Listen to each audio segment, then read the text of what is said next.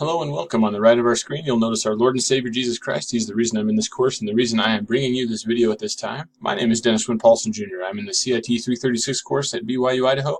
And it's a web backend course where we're using PHP and a model view controller architecture to create a responsive and dynamic website. On the left, you'll notice our Wile E. Coyote. He is part of the Acme website. This is a responsive and a dynamic website, and it is built using PHP.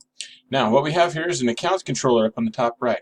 What we're going to do is we have a controller, and this should pass a name-value pair to get us over to a login function. You'll notice up in the URL bar that we do have action login. This is a name-value pair that we passed to the Acme controller, the Acme index PHP controller, to get us this view. And so we pass the name-value pair, and here is the login view. This is dynamic and responsive, and it should also be valid HTML and CSS. So without further delay, we're going to go ahead and double check that. The HTML should validate, and it does. And the CSS is the same in all of these pages that we'll be looking at. There'll be valid CSS. They use the same CSS document and should be all valid.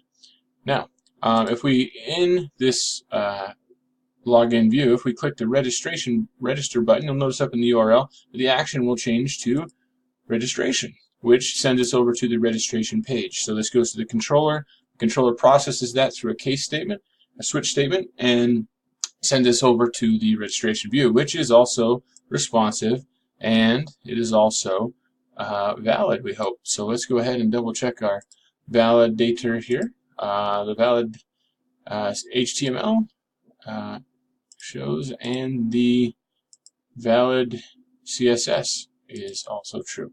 So what we have is a header that has the same login name value pair that's being passed through each of these web pages. They're using the same header, and the header passes the login view. So if we go to the Acme homepage and let's check the HTML on that too. That should also validate. And it looks like it does, and the HTML or the CSS also on the main controller, and it does also pass. So there's valid HTML and CSS from all those views. From the home page, this My Account link should pass the name value pair, which it does, over to the controller and delivers the login view. If we click register, it passes the registration name value pair and delivers the registration page. And if we click home, we get back to the home page. That looks like about it for the requirements and the validations, and the My Account link works. And so I appreciate your time and for joining us, and may we always remember to stay in prayer.